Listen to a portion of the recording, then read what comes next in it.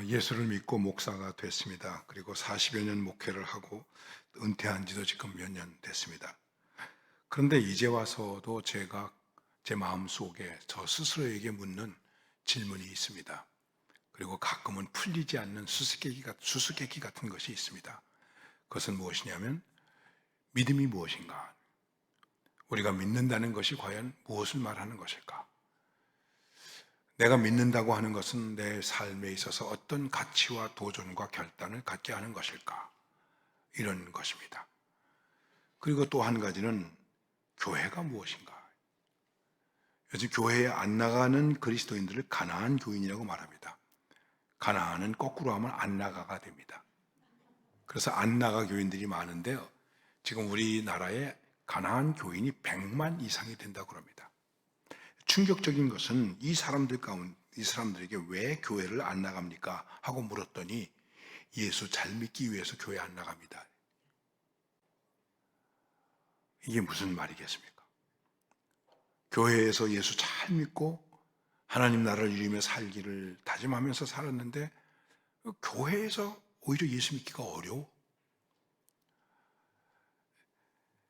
저와 좀 가까운 장로님이 미국에서 신앙생활 하시는데 그분이 그런 말씀하셨어요. 목사님, 저는 참 해피합니다.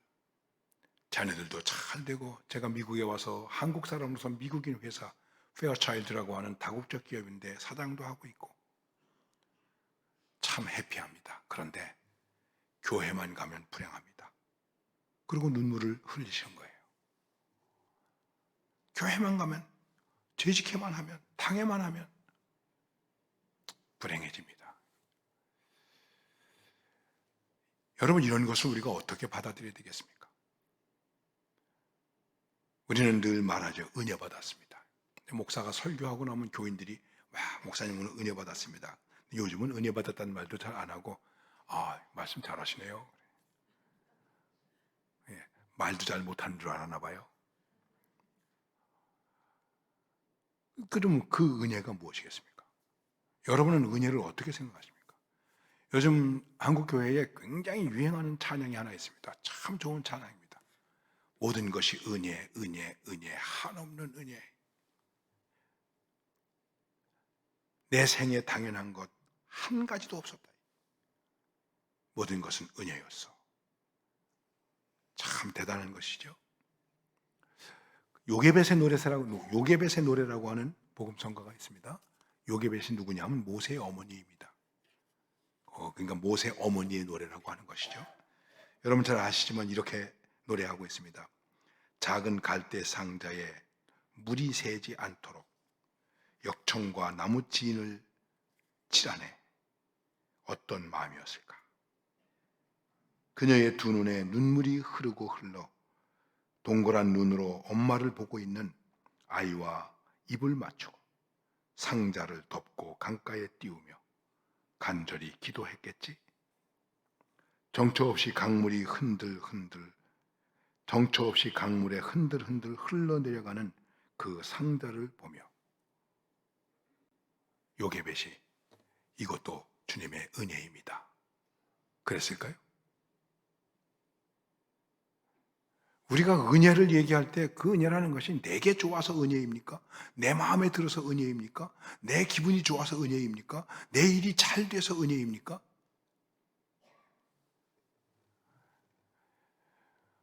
하나님 앞에서 은혜로운 신앙생활을 한다는 것이 과연 무엇일까? 슬기로운 의사생활이라고 하는 드라마가 있었죠. 여러분도 재미있게 보셨을 거예요. 그럼 우리는 은혜로운 신앙생활, 부흥회를 하고 기도회를 하고 하는 것도 우리가 은혜롭게 신앙생활을 하기 위해서 하는 것 아니겠습니까? 여기서 은혜를 한번 생각해 보십시다. 여러분, 은혜를 정의합시다. 간단하게 정의하겠습니다. 다 아시는 말씀인데, 은혜는 뭘까? 값없이 주는 것입니다. 거저받는 것입니다. 거저 주어야 은혜가 되는 것입니다. 선물을 주면서, 그 선물을 주면서 대가를 바랍니까? 근데 가끔 그래요. 내가 지난번에 얼마 해줬는데 왜 안 해주지? 우리 아들 결혼할 때 10만 원 해서 했는데, 아니, 저 사람 아들 결혼할 때 10만 원 내가 축금 줬는데 5만 원밖에 안 했네. 이 은혜가 되겠습니까? 은혜는 값이 없는 것입니다. 어떠한 경우에라도 대가를 바란다면 그거는 그때부터 무너지는 거예요. 그리고 은혜가 아니고 계산이 되는 거예요. 은혜는 생각지 아니하고 계산하고 있는 경우가 너무 많죠. 또 하나는 자격이 없는데도 주는 것입니다. 그 은혜예요. 나 받을 자격이 없는데, 받을 자격이 없는데. 저는 시골에서 가난하게 여름에 초등학교 다닐 때 신발도 못 신고 다니고 그런 어려운 때가 있었습니다. 초등학교 3학년 때 제가 우등상을 받았어요. 우등상을 받고 고민이 생겼어요. 무슨 고민이 생겼냐면, 나 우등상 받을 자격이 없는데 왜 나한테 우등상을 줬지? 선생님은 내가 어디가 예뻐서 우등상을 줬을까? 신발도 못 신고 다니는 아이, 난닝구나 입고 다니는 아이, 꾀죄죄하고 말이죠. 얼굴 새까만 볼품도 없는 아이한테, 나한테 왜 우등상을 줬을까? 나 이게 한동안 풀리지가 않았어요. 그렇게 생각해 보셨습니까? 자격이 없는데. 바울이 하나님 앞에서, 주님 앞에서 거꾸로져 순종할 수밖에 없는 것은 나 죄인인데 자격이 없는데 십자가의 은혜로 구원받았고 하나님의 사도가 되었다. 너무 감사한 거예요. 이게 은혜다. 그리고 또 한 가지는 갚을 수가 없는 거죠. 은혜는 갚을 수가 없는 것입니다. 다시 한번 말씀드리지만 갚을 수 있다고 생각하는 순간 은혜는 사라지는 거예요. 나 할 만큼 했다. 자식이 부모에게 나 할 만큼 했어. 쌍놈이에요. 효자가 아니고. 갚을 수가 없는 거죠. 갚을 수가 없다. 그래서 우리가 고백하죠. 늘 울어도 눈물 넣어서 못 갚을 줄 알아. 그냥 이 몸뚱이나 드립니다. 여러분은 은혜에 대한 정의를, 은혜에 대한 생각을, 은혜에 대한 그 기본적인 개념을 어떻게 생각하고 받아들이고 있습니까? 이제 우리들이 은혜로운 생활을 하기 위해서 이런 개념들을 전제하면서 어떻게 하면 은혜로운 생활을 할 수 있을까 하는 것을 본문에서 살피겠습니다. 본문 말씀은 설명할 필요가 없어요.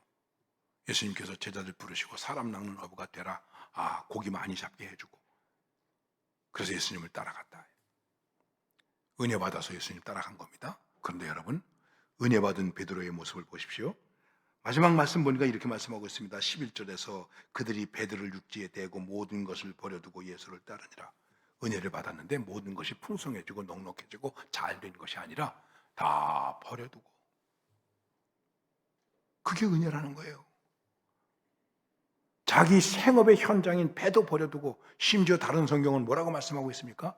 아버지까지 버려두고. 하나님이 아브라함에게 말씀하십니다. 아브라함아, 떠나라. 본토 친척 아비집을 떠나라. 옛날에는 본토 친척 아비집을 떠나면 생명을 부지하기가 어려웠어요. 다른 동네 가면 텃세가 심해서 살기 어려웠습니다. 그래서 이 본토에서 살아야 돼요. 아버지 집에서 살아야 돼요. 친척들하고 같이 살아야 돼요. 시족과 동족을 이루면서 살아야 돼요. 떠나라는 거예요. 그게 은혜입니까? 알지 못하는 것으로 갈 바를 알지 못하는데 가라는 거예요. 그게 은혜가 되겠습니까? 그리고 그 다음엔 어떻게 낳던 아들을 얻었는데 이스마엘을 내보내라는 거예요. 그리고 마지막에는 100세에 얻은 아들을 또 꼬실라 바치라는 거예요. 이게 은혜입니까? 그리고 우리가 은혜라고 고백할 수 있습니까? 은혜라고 찬양하고 감사할 수 있습니까?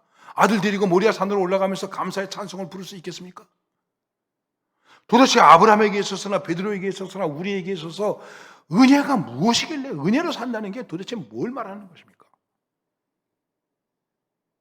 우리가 좀 더 이 부분에 대해서 고민하고 기도하고 말씀의 중심을 가지고 생각해야 됩니다. 가볍게 생각하지 마세요. 오늘 말씀은 이 베드로의 입장에서 어떻게 하면 우리가 은혜로운 생활을 할 수 있을 것인가라고 하는 부분에 대한 것을 몇 가지를 살펴보겠습니다. 지금 여러분들에게 조금 심각하게 말씀을 드린 것 같은데 너무 그렇게 심각하게 생각하지 않으셔도 됩니다. 베드로가 은혜 생활을 하는 데 있어서 가졌던 삶의 태도를 보겠습니다. 여러분 성경을 보시죠.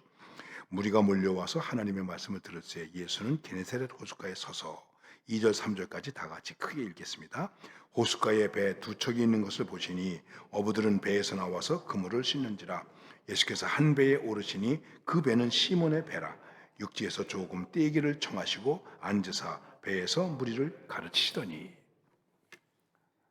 하나는 우리가 은혜로운 신앙생활을 하기 위해서 기본적인 것이 있는데 그것은 청을 들어줄 수 있어야 된다.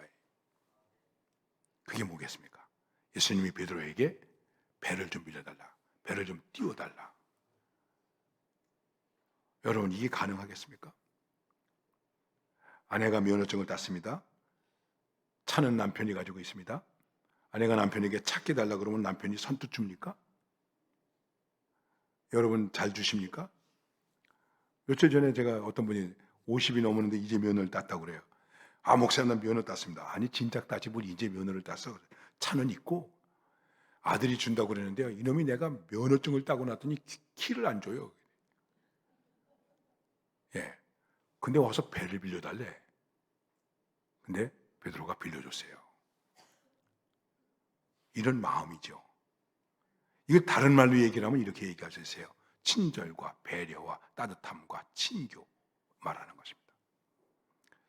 은혜 생활을 하기 위해서 철야 기도를 해야 되는 게 아니에요. 좀 친해야 돼요.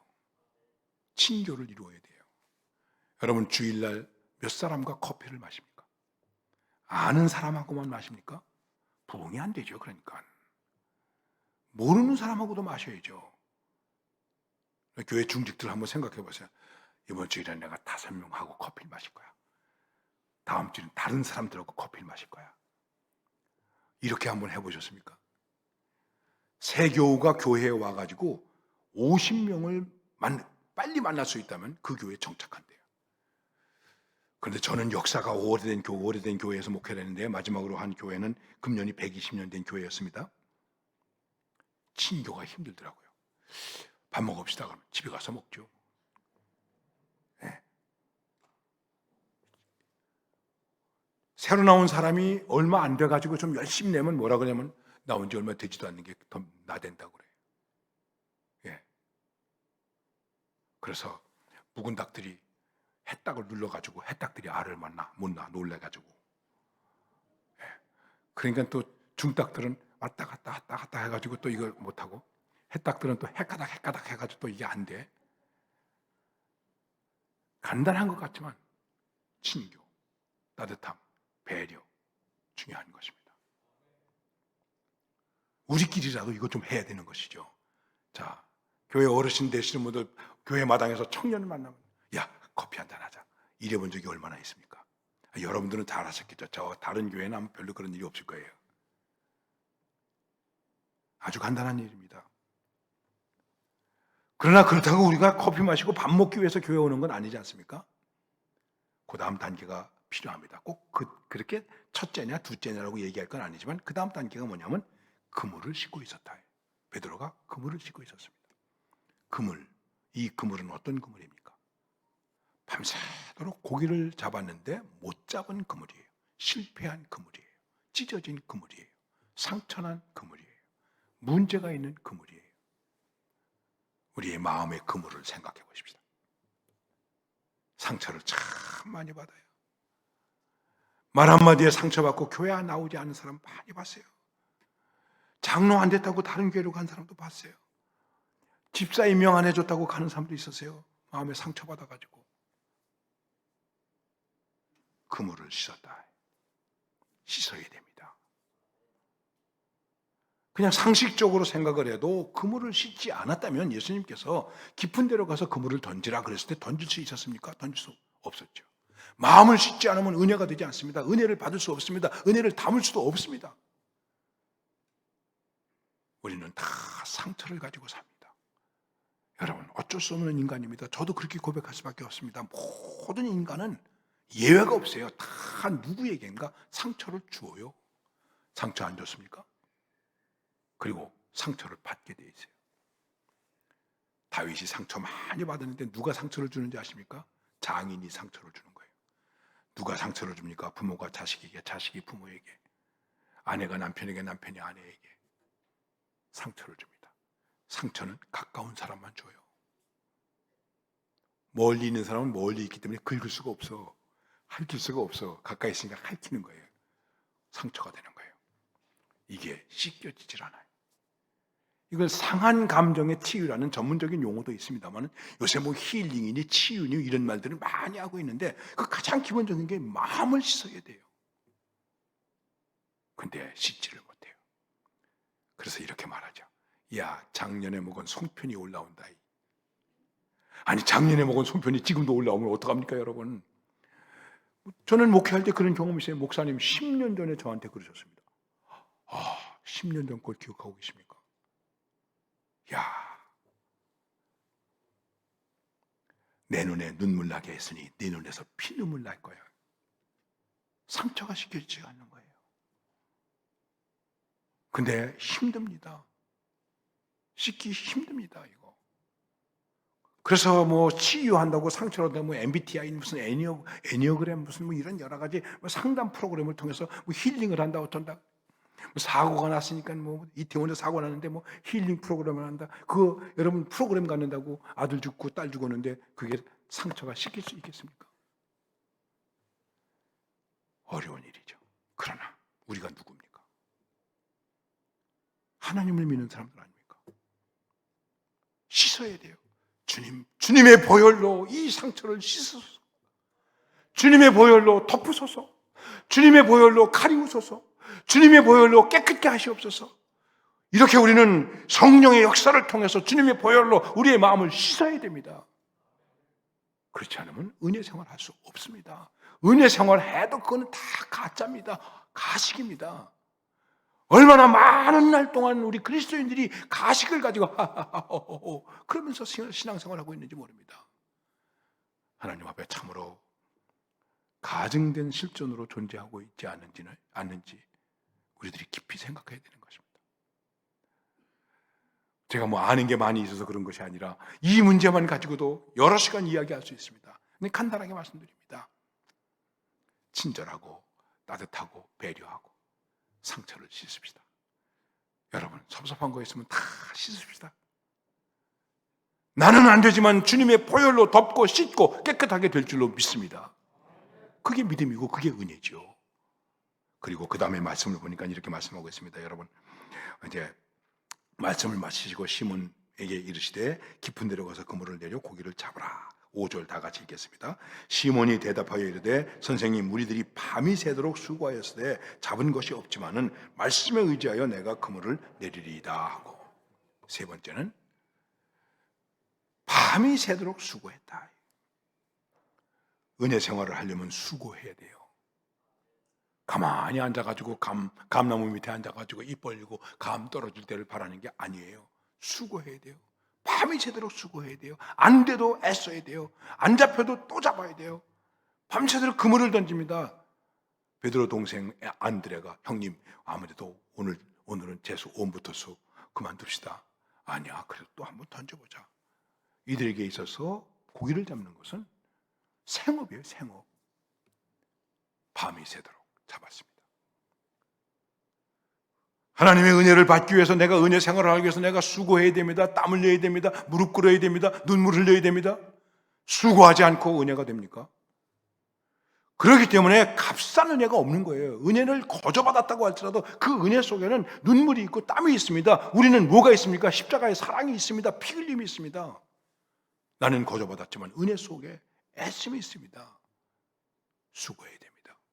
내가 은혜 받기 위해서, 다른 사람들이 은혜 받게 하기 위해서 얼마나 눈물 흘리고 땀 흘리고 수고하는가. 안 돼도 하고 있는가. 그리고 이 세 가지 지금 말씀드린 대로 그물을 씻고 우리가 서로 친교를 잘 이루고 내가 열심을 내고 땀 흘리고 수고하고 요거는 여러분과 제가 조금 노력하면 될 수 있는 거예요. 엔간하면 될 수 있어요. 아이 뭐 내가 참지 뭐 그래 내가 견디지 뭐 내가 좀 손해보지. 우리 세상 사람들도 이 정도는 해요. 그 다음에 단계가 있습니다. 그것이 무엇이겠습니까? 말씀하고 있죠. 선생님 우리들이 밤이 새도록 수고하였을 때 잡은 것이 없지만은 안 되지만은 힘들지만은 억울하지만은 약하지만은 쓰러졌지만은 어떻게 해요? 말씀에 의지하여. 이게 은혜의 깊은 단계입니다. 은혜 생활의 깊은 단계는 말씀에 의지하여. 여러분, 우리가 하나님의 말씀을 얼마나 의지합니까? 생각해 보십시오. 주님 말씀하시면 내가 나아가겠습니다. 주님 말씀하시면 내가 멈춰서겠습니다. 그렇습니까? 우리들의 기준이, 우리들의 규칙이 말씀입니까? 우리의 신앙 고백 가운데 하나님의 말씀은 정확무한 우리의 삶의 규칙이다. 이렇게 우리가 고백하고 있습니다. 말씀에 대한 고백이 이것입니다. 근데 우리는 그렇게 생각합니까? 내 생각에는, 내 의견에는, 내가 아는 대로는, 내 경험으로는, 우리 교회 전통으로는, 관례를 볼 때, 정치적으로는, 어쩌고. No, never mind. 아닙니다. 여러분, 하나님의 백성들이 이것을 정말 분명히 해야 됩니다. 말씀인가? 적어도 여러분들이 또는 제가 행동할 때, 뭐 할 때, 왜 이렇게 하느냐? 내가 말씀을 듣고 깨달았기 때문입니다. 설교 말씀을 들을 때, 성경을 읽을 때, 기도할 때에, 찬송을 부를 때에 내가 말씀을 들었어요.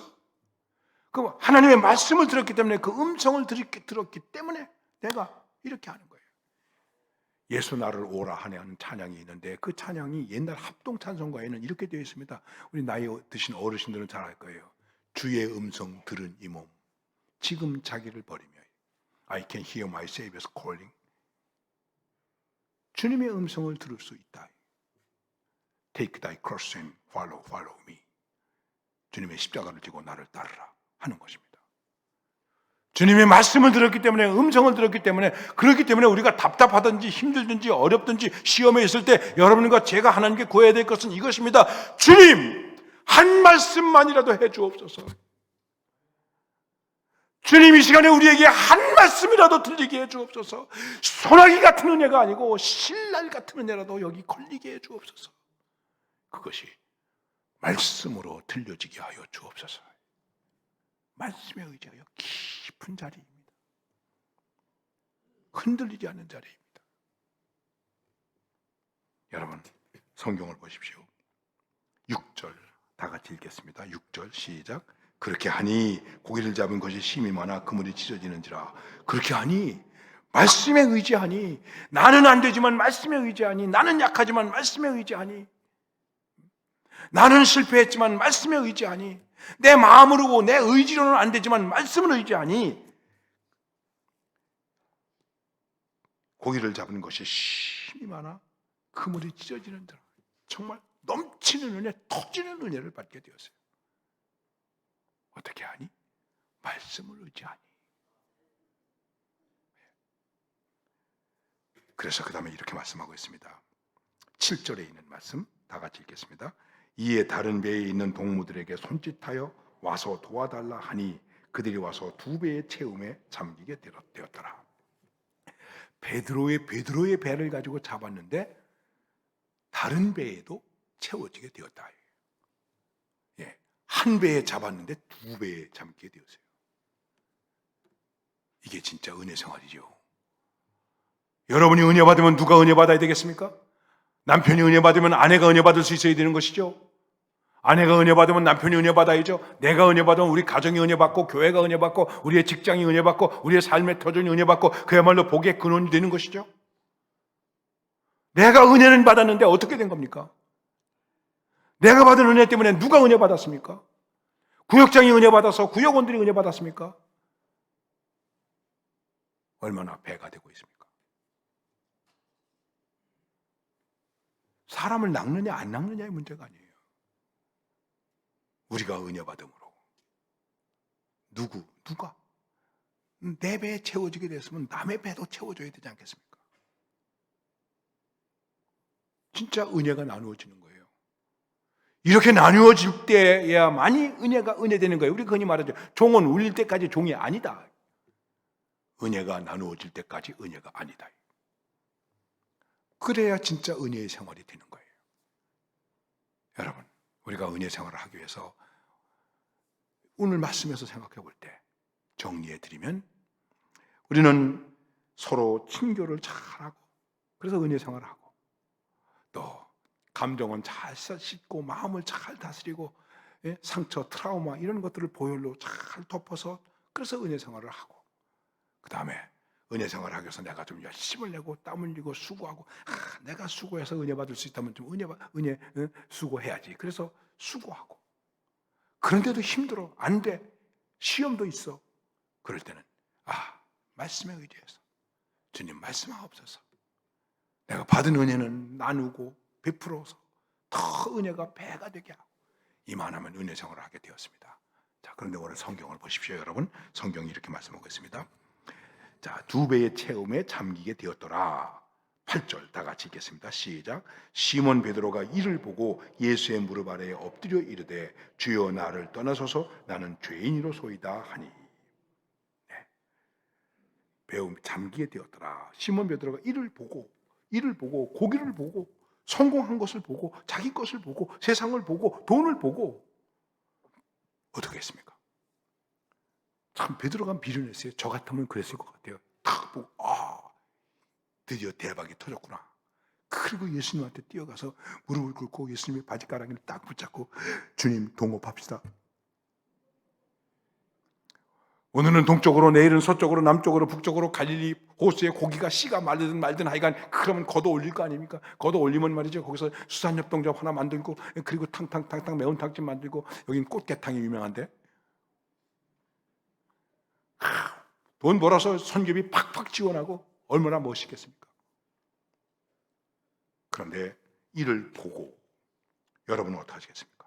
예수의 무릎 아래 엎드려 무엇을 보십니까? 어디에 가서 엎드리시겠습니까? 세상을 보시겠습니까? 돈을 보시겠습니까? 육신을 보시겠습니까? 땅을 보시겠습니까? 죽음을 보시겠습니까? 이거는 예수님을 보는 것입니다. 예수님을 보는 것은 이제 육적이 아니라 영적이라는 거예요. 땅이 아니라 하늘을 보는 거예요. 죽음이 아니라 생명을 보는 거예요. 순간을 보는 것이 아니라 영혼을 보는 거예요. 달라지는 거예요. 그래서 어디에 무릎을 꿇습니까? 예수에게 무릎을 꿇는 거예요. 은혜를 받은 사람은 예수님에게 무릎을 꿇는 거예요. 아무리 어려워도 힘들어도 우리는 누구에게 무릎을 꿇어야 됩니까? 예수님에게 무릎을 꿇는 거예요. 이걸 잃어버리는 거예요. 자꾸만 돈에 무릎 꿇고 세상에 무릎을 꿇어요. 음부의 권세 앞에 무릎을 꿇어요. 은혜를 배반하는 거죠. 은혜 생활을 못하는 것이죠. 그리고 그 다음에 주님 저는 죄인입니다. 이거를 고백해야 됩니다. 이게 뭘까요? 왜 베드로가 여기서 주여 나는 죄인이니까 이렇게 고백했을까요? 우리도 주여 나는 죄인입니다 고백하죠. 분명히 우리는 은혜로 구원받은 사람입니다. 십자가의 보혈로 구원 얻은 사람인데 나는 죄인입니다. 내가 아무리 공로가 있고 힘이 있고 능력이 있고 무언가를 했다고 할지라도 마지막 주님 앞에 무릎을 꿇었을 때 그때 우리의 신앙 고백은 무엇이냐면 주여 나는 죄인입니다. 이거는 이렇게 고백할 수 있는 거예요. 주님, 저는 주님의 은혜가 아니고는 존재할 수 없는 존재입니다. 주님의 은혜를 갚을 수도 없고 자격이 없는데 은혜를 받았고 거저받았고 언제나 주님 앞에서 죄인입니다. 바울은 그랬습니다. 그래서 그가 마지막에 내가 달려갈 길을 다 달리고 갈 길 다 맞춰가고 믿음을 지켰고 선한 싸움을 싸웠다. 의로우신 재판장께서 나에게 면류관을 주실 것이다. 이런 고백을 하는 이 바울이 자기 믿음의 아들인 디모데에게 이렇게 말합니다. 그런 말 안 해도 돼요. 그는 왜 그런 말을 합니까? 뭐냐면 내가 죄인 중에 두목이다. 나는 죄인의 두목이야. 나 죄인의 괴수야. 그냥 죄인이 아니야. 나 죄인의 괴수야. 이게 주님 처음 만났을 때 사울아 사울아 내가 나를 왜 핍박하느냐는 그때 고백한 게 아니고 우리가 평가할 때 바울이 거의 성자가 되었을 때에 제가 생각할 땐 그때 바울은 성자가 되었을 거예요. 감옥에서 순교를 기다리고 있었으니까요. 제가 그 감옥도 가봤습니다. 그런데 은혜를 받으면 받을수록 은혜 생활을 하면 할수록 나는 죄인입니다. 내가 이 교회 50년 다녔습니다. 그래도 죄인이요. 내가 이 교회를 지을 때 뭐 헌금을 그래도 죄인이요. 내가 지금 뭘 하고 있으나 그래도 죄인이요.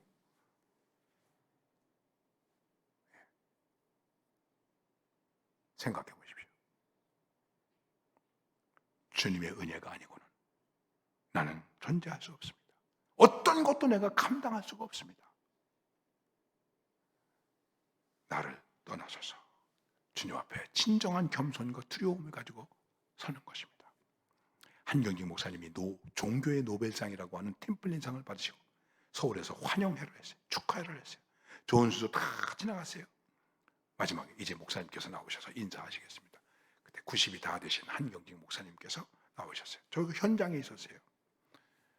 대개 우리가 뭐 이렇게 영광스러운 자리에 부족한 죄인이어서 공사 다망하심에도 뭐 많이 오셔서 감사합니다. 그런데 이 목사님은 말씀도 안 하시고 있다가 여러분, 저는 죄인입니다.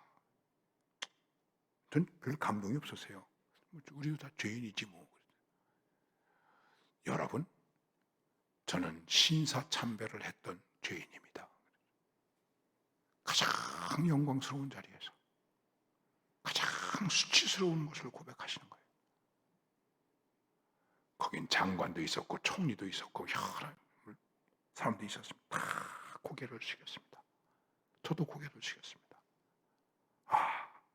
역시 우리가 존경할 만한 어른이시구나 이렇게 생각을 했어요. 어떻습니까 여러분? 우리의 은혜 생활의 마지막 알파와 오메가는 다른 것이 아닙니다. 나는 죄인입니다. 저는 부족하지만 제 은혜에 대한 고백을 두 마디로 하고 살고 있습니다. 하나는 나 같은 죄인 살리신 주님의 은혜, 또 하나는 이제껏 내가 산 것도 주님의 은혜라. 우리는 이 두 가지 은혜로 사는 줄로 믿습니다. 나 같은 죄인 살리신 주 은혜 놀라워 잃었던 생명 찾았고 광명을 얻었네. 이제껏 내가 산 것도 주님의 은혜라. 또 나를 장차 본향에 인도해 주시리. 할렐루야, 할렐루야, 할렐루야, 아멘. 할렐루야, 할렐루야, 할렐루야, 아멘. 이 감격과 이 고백과 이 찬양과 이 증언과 이 선포를 통해서 정말 우리들의 모든 삶 속에 은혜로운 생활, 은혜가 되는 생활, 은혜의 승리자가 될 수 있기를 주님의 이름으로 축원합니다. 하나님, 우리 많이 힘듭니다.